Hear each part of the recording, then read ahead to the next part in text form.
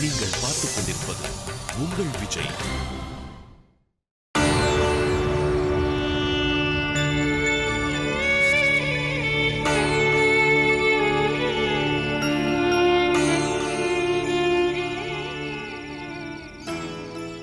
ஜெயந்தி அப்படிதான் ரியாக்ட் பண்ணுவான்னு எனக்கு கன்ஃபார்மா தெரியும்.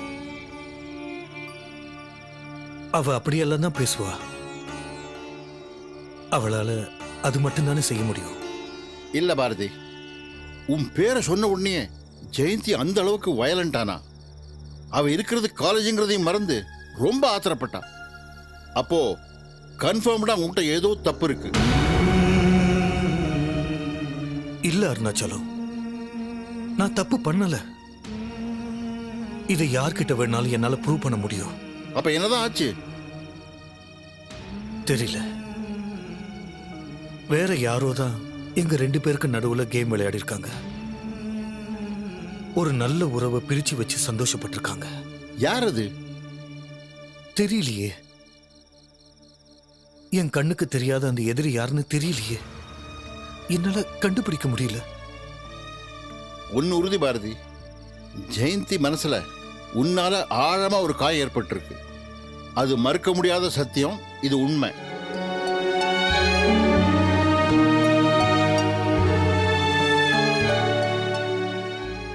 ஒத்துக்கிறேன். அது நான் ஒத்துக்கிறேன்.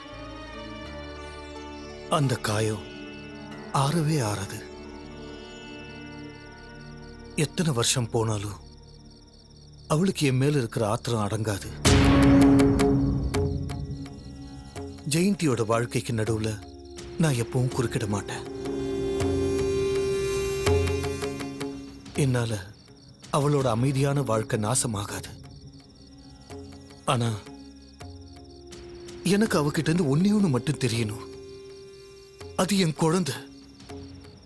என் குழந்தை இப்ப எங்க இருக்கு, யார்கிட்ட இருக்கு, அது மட்டும் அவ சொன்னா போதும்.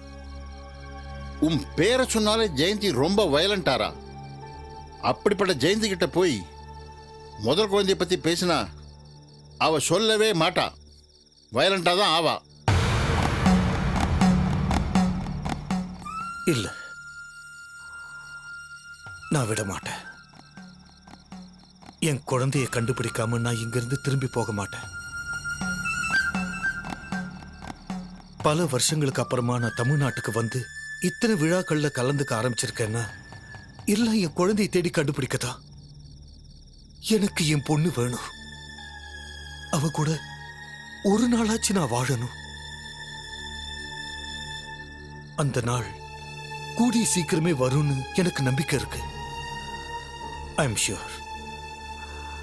நான் கண்டிப்பா என் மகளை கண்டுபிடிப்பேன். அவ என் கண்ணு முன்னால வந்து நிப்பா.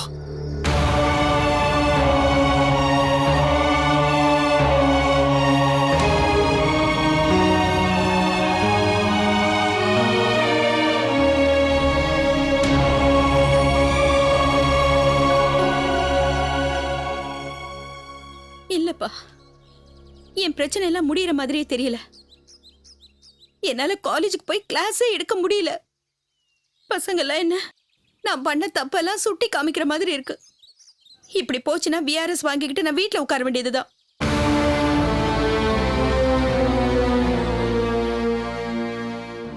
இங்க பாரு ஜெயந்தி, பிரச்சனை என்னன்னு வெளியே சொல்லாம உன் மனசுக்குள்ளேயே போட்டு இப்படி தவிச்சுக்கிட்டு இருக்கே. எதா இருந்தாலும் எங்கிட்ட ஷேர் பண்ணிக்கம்மா. இங்க பாருமா, நான் என்ன உங்ககிட்ட அப்பா மாதிரியா பழகிறேன்? உன்னோட ஃப்ரெண்ட் மாதிரில பழகிட்டு இருக்கேன். சொல்லுமா, எதா இருந்தாலும் சொல்லுமா.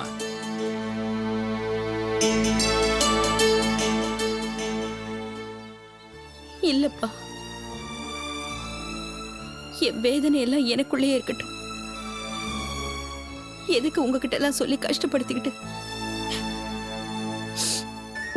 நான் சமாளிச்சுக்கிறேன். ஜெயந்தி, நீ இந்த மாதிரி வேதனையோட வெளியே சொல்லாம நடமாடிட்டு இருக்கிறத பார்த்துதான் எனக்கு உடம்புக்கே முடியல. என் மனசு நிம்மதியா இல்லம்மா. தயவு செஞ்சு சொல்லுமா ப்ளீஸ்.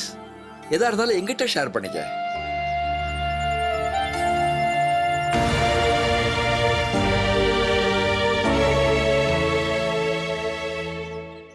ஜெயந்தி,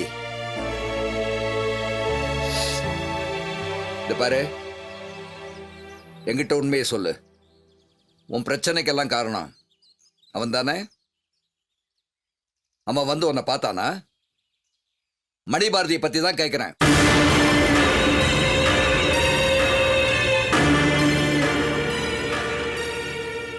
ஏமா, அவன் உன்னை அடிக்கடி மீட் பண்ணி ஏதாவது டார்ச்சர் கொடுக்கறானா? சொல்லுமா ப்ளீஸ்.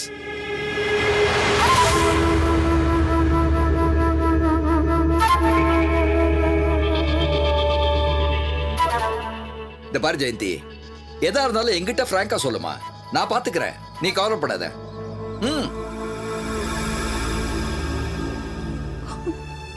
அப்பா, எனக்காக கடவுள்கிட்ட வேண்டிக்கங்கப்பா. அது போதும். நான் வரேன்ப்பா.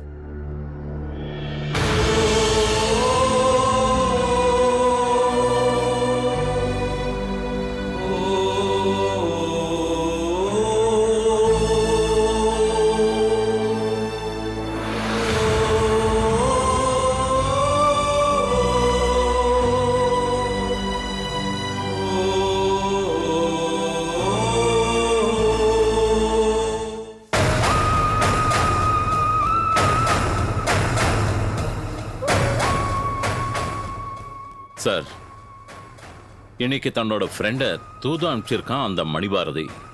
நாளைக்கு அவனே வந்தாலும் வரலாம். ஏன்னா அவன் காலை சுத்தின பாம்பு மாதிரி.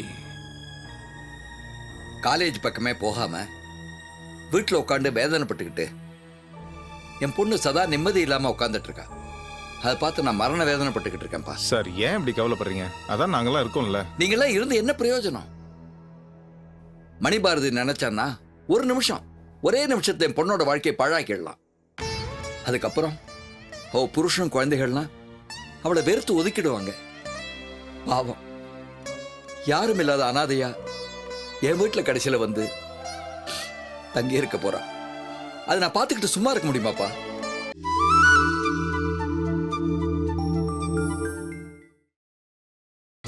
நீங்கள் பார்த்துக் கொண்டிருப்பது உங்கள் விஜய். சார், அப்படி எதுவுமே நடக்காது சார். மணிபாரதிக்கு ஜெயந்தியோட வாழ்க்கையை கெடுக்கணுங்கிற எண்ணம் இருந்திருந்தா அவன் எப்பவோ பிரபாகர் முன்னாடி போய் நின்னு, ஜெயந்தி உனக்கு பொண்டாட்டி ஆகிறதுக்கு முன்னாடி எனக்கு ஒரு குழந்தைய பெற்றிருக்கான்னு சொல்லியிருக்க மாட்டானா? ஆமா சார், அவரோட லட்சியம் அது கிடையாது. அவரோட தேடல் எல்லாமே அவர் பொண்ணு தான். இப்ப கூட அவர் என் மகள் தான் சார் ஒரு நாவல் எழுதிட்டு இருக்காரு.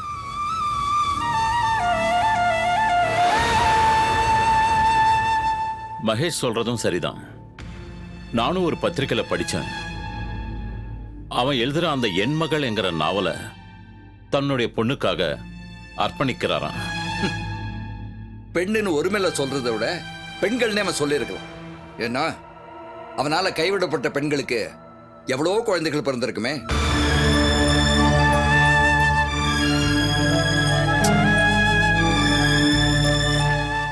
இதுவரைக்கும் என் மனசால கூட நான் யாருக்கும் கெடுதல் நினைச்சதில்லை. ஆனா என் பொண்ணு படுற வேதனை என்னால் தாங்க முடியல. அவ சந்தோஷமா இருக்கணும்னா அவளை கெடுத்த அந்த பாவி சாகணும்.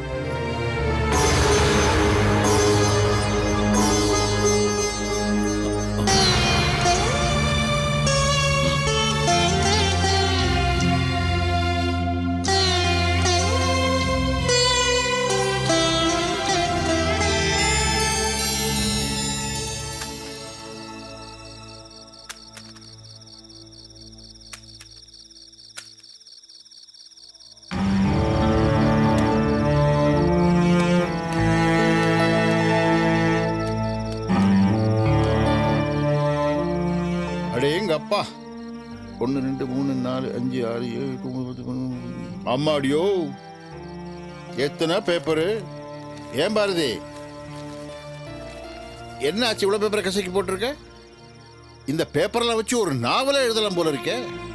என்னப்பா ஆச்சு உனக்கு? அந்த பொண்ணு ஷாலினியை நான் ஒரு தடவை பார்க்கணும். அவ என்ன ரொம்ப டிஸ்டர்ப் பண்றா. என்னப்பா இது? அவளை பத்தி எந்த விவரமும் தெரிய மாட்டேங்குது. யாரும் எதுவும் சொல்ல மாட்டேங்கிறாங்க. நாம என்ன பண்ண முடியும் சொல்லு? சரி, புரியுது, உன் வேதனை என்னன்னு எனக்கு புரியுது. ஆனா ஷாலினி நீ பார்க்கணும்னா கொஞ்சம் வெயிட் பண்ணி தான் தீரணும், வேற வழியே இல்லை. பாரதி, அப்புறம் நீ தப்பா நினைக்க கூடாது. ஒரு ஆர்வத்தில் நீ வெளியே போயிருக்கும்போது நீ எழுதி வச்ச பேப்பர்லாம் படிச்சு பார்த்தேன். அப்பப்பா, நானே உருகிட்டேன்பா. மகளை பத்தி விசாரிச்சு அப்பா தேடி அலையும் போது அவனுடைய வேதனை நீ எழுதியிருந்த பாரு, என் கண்ணிலேருந்து கண்ணீர் அப்படியே கொட்டிக்கிட்டு இருந்தது. ஏன் பாரதி, மாளவிகாங்கிற அழகான பொண்ணை தன்னுடைய மகளா உருவாக்கி கற்பனையில அந்த அப்பா நிம்மதி அடைஞ்சாரு. கதையில மாளவிகா, வாழ்க்கையில ஷாலினியா? உங்ககிட்ட நான் ஒன்று கேட்கலாமா? கேளு. மாளவிகா தன்னோட பொண்ணுன்னு தெரிஞ்சதுக்கு அப்புறம் அந்த அப்பாவுக்கு ஏற்படுற வேதனை தான் கதையோட கிளைமேக்ஸா?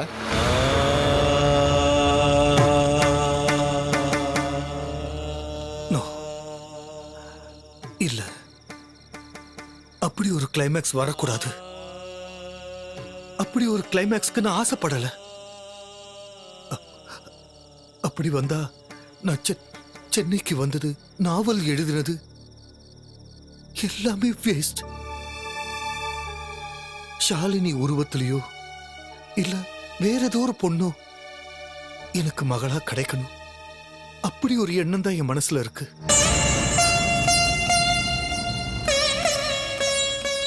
அருணாச்சலம், எனக்கு ஒரு உதவி பண்ணுவியா?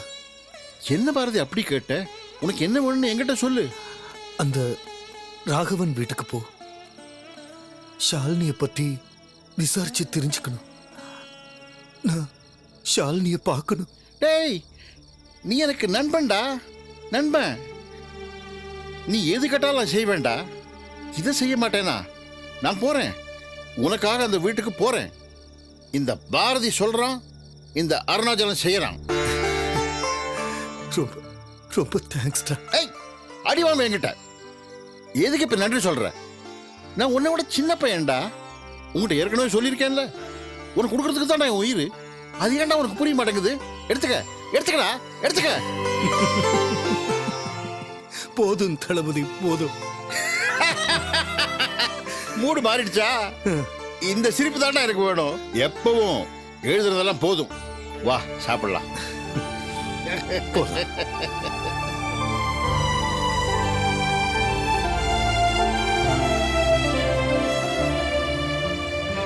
ஏய் பாரதி, வா. இத வர.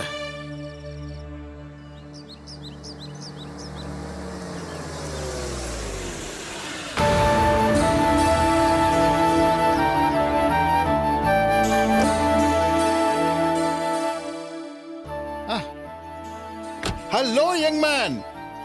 How are you? I'm fine. நீங்க யாரு? மலை, அண்ணாமலை. இல்ல, சேலம், அருணாச்சலம். நீங்க யாரு? Kumar, Nandu, Nandakumar. Very funny.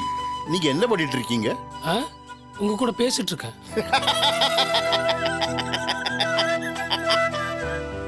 Very good joke. You got a very good sense of humor. உங்களை பார்த்தாலே தெரியுது you are a big time comedian. By the way, another good joke. By the way, I'm doing my MBBS final year. Is it? Doctor, என் உடம்பு இன்னும் நல்லா ஏத்துறதுக்கு ஏதாவது medicine இருக்கா? இதுக்கு மேல வண்டி தாங்காது சார். டாடி மம்மி வீட்ல இருக்காங்களா? பாட்டு அறியாதுல. அம்மா அப்பா வீட்ல இருக்காங்களான்னு கேட்டேன். வீட்ல தான் இருக்காங்க. அப்படியா? Dad, somebody is here to see you. See you, sir. See you, doctor Nandakumar.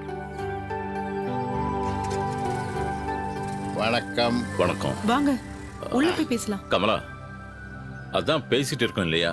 இல்ல, அப்புறம் ஏன் உள்ள கூப்பிடுற? உங்களுக்கு தெரிஞ்சவங்க. யார் சார் நீங்க? என் பேரு அருணாச்சலம், மணிபாஜோட ரொம்ப க்ளோஸ் ஃப்ரெண்ட்.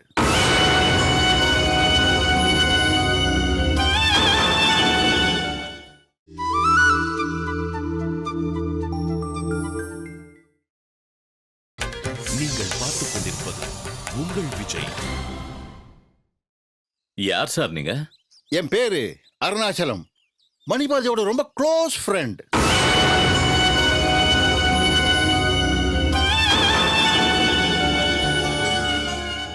என்ன விஷயமா வந்திருக்கீங்க? மணிபாரதி உங்களை ஏதாவது தூது அனுப்பிச்சிருக்காரா? ஐயோ, கரெக்டா கண்டுபிடிச்சிட்டீங்களே. சிபிஐ மூல சார் உங்களுக்கு. ம். சார், இப்ப மணிபாரதி என் வீட்டில் தான் தங்கி இருக்கான். ஒரு பெரிய எழுத்தாளன அவன் இவன் பேசுறான்னு தப்பா நினைக்காதீங்க. நானும் அவனும் ரொம்ப க்ளோஸ் ஃப்ரெண்ட். ஓஹோ. ஆமா, நீங்க அவன் அன்னைக்கு அப்படி பேசுனத அவன் நினைச்சு நினைச்சு ரொம்ப வருத்தப்பட்டான் சார். ம். ம். சார், ஒரு நண்பனுக்கு ஒண்ணுன்னா உடனே ஓடி வருதான் சார் நட்பு. என் நண்பன் இப்ப ஷாலினியை பார்க்கணும்னு துடிக்கிறான் சார். அவர் எதுக்காக இப்படி ஷாலினியை பார்க்கணும்னு பிடிவாதம் பிடிக்கிறாரு? இத பாருங்க, உங்க நண்பர்கிட்ட சொல்லுங்க, ஷாலினியை பார்க்கறது அவருக்கு நல்லது இல்லைன்னு சொல்லுங்க. சொல்லிடுறேன் சார். சார், நீங்க அவரை தப்பா புரிஞ்சுக்கிட்டு இருக்கீங்க. இப்ப எழுதிட்டு இருக்காரே ஒரு நாவல் என் மகள்னு, அதுல ஹீரோயினே ஷாலினி தான் சார். அதனாலதான் அவளை பார்க்கணும்னு ரொம்ப துடிக்கிறார். ஓஹோ, புரியுது. அவர் கதை எழுதுறாரு, அந்த ஹீரோயின்ஸ் எல்லாம் அவர் எதிரில் நின்னாதான் அவரால் கதை எழுத முடியும், அப்படிதானே? ஆமா சார். ஆ? சார், நீங்க மனசு வச்சா நடக்கும் சார். அவர் ஷாலினி பார்க்க விடுங்களேன் ஒரு தடவை. சாரி மிஸ்டர் அருணாச்சலம், நான் உங்க வயசுக்கு உங்க உருவத்துக்கு மரியாதை கொடுத்து பேசுறேனே தவிர மணிபாரதி ஃப்ரெண்டுங்கிற முறையில உங்ககிட்ட நான் பேசல. ஏதோ வீட்டுக்கு வந்தீங்க, சூட ஒரு காஃபி சாப்பிட்டு போங்க. கமலா, அவருக்கு ஒரு காஃபி கொடு. வித்தவுட் சுகர்மா. வேண்டாம் வேண்டாம் வேண்டாம் வேண்டாம் சார், ஷாலினி மட்டும் ஒரு தடவை. No no no no, Shalini விஷயத்த நான் உங்களுக்கு எந்த ஹெல்ப்பும் பண்ண முடியாது. நீங்க போலாம். ஓ, போலாமே, போலாம். மணிபாரதியோட ஆசை தான் நடக்கல. எனக்கு ஒரு சின்ன ஆசை இருக்கு. நான் ஷாலினி ஒரு தடவை பார்க்கலாமா? ம், முடியாது. முடியாது. ஓகே, ரொம்ப தேங்க்ஸ். நான் வரேன். அம்மா, நான் வரேன்மா. வாங்க. நீங்க என்ன பண்றீங்க? நான் டாக்டர். ஓ, நீங்களும் டாக்டரா? உங்க பையனும் டாக்டரா? சார், சார், நீங்களும் டாக்டரா சார்? நான் ஆக்டர். போதுமா? கிளம்புங்க. நான் வரேன் சார். நான் வரேம்மா. பாய். பாய்.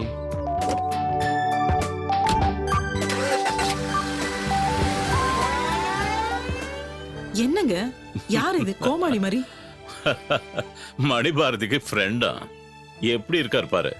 நல்ல பூசணிக்காக்கு தொப்பியும் மீசையும் வச்ச மாதிரி இருக்கு. வா வா, திரும்பி வந்துட போறான். அப்படியா?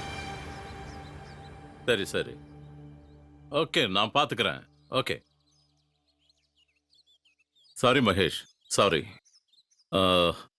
அந்த மணிபாரதியோட ஃப்ரெண்டு என்னை பார்க்கறதுக்காக வீட்டுக்கு வந்திருந்தாரு. எதுக்கு? ஷாலினியை தேடியா?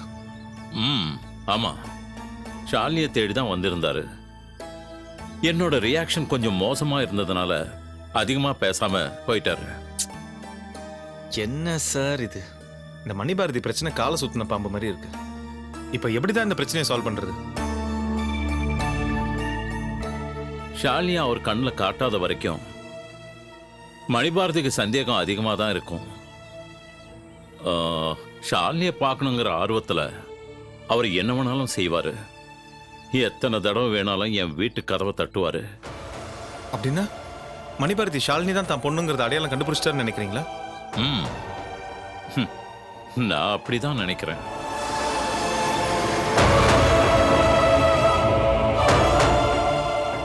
எப்படி தெரிஞ்சிருக்கும், யாரால தெரிஞ்சிருக்கணும்னு நீங்க என்ன கேட்டீங்கன்னா அதுக்கு என்கிட்ட பதிலே இல்லை. ஒருவேளை அவரோட மனசை அவர்கிட்ட சொல்லியிருக்கலாம், ஷாலினி அவருடைய மகன்.